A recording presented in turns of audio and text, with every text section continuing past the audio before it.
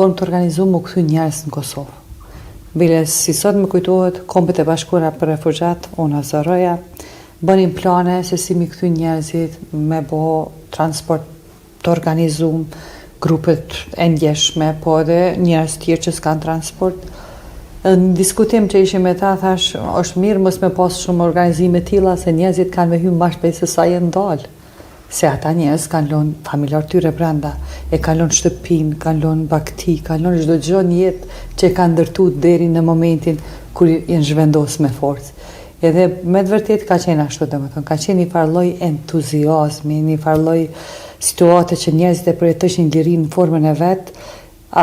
Si përfundim, UNHCR-ja përfundoi vetëm me disa autobusa me pleq edhe njerëz me invaliditet që nuk kanë pas familjar kush më kujdes për ta, për ndryshe njerëzit masevesh që kanë këtu Kosovës. Ardha në Kosovë dhe për mu, o konë historinë vetvete, si sot e mbaj mend kur kom ri, unë jam e Gjelanit, kur kom ri në Gjelan, në mbrëmje vonë, ishte vendosur këfori Amerikan. Edhe unë nuk e kom ditë fare që ka orë policore, se na nuk e kishim qartë as çka po ndodh, ishin rrethana komplet reja për neve. Aty duke hyrë në qytet, më nal një patroll, unë e kisha pas kaluar në policore, erdha shumë vonë, këtë peripecit e rrugës nga Kuksi, edhe dashën më legjitimu ku po shkojnë ato orë të vona, aq më shumë që ishte edhe orë policore.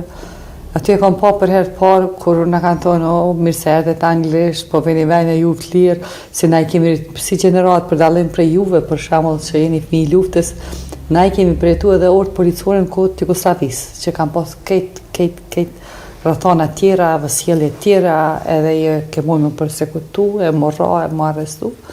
Pra ata na urun mirë se ardhe dhe aty fillon të më ndjej liri, më ndjej sigurt, tash po jenë ndryshe në vendin tonë.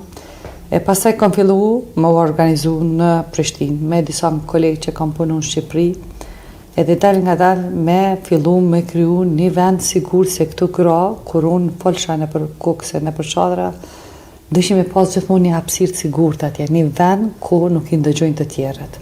Edhe e kam pas qartë që për te dhimbjes fizike e lëndimeve që i kanë marrë, dhimbja shpirtërore, hapësira ku ato mund me fol lirshëm për të kaluar në tyre, është qëndësore.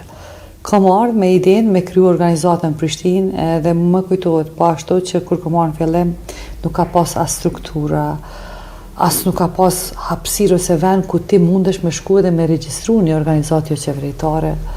Pastaj kemi shku te UNMIKO, kemi kërku, ata e kanë fillu me kriju një departament, se kanë pas qartë që dohet. Ka qenë një farë lloj anarkie në vetvete.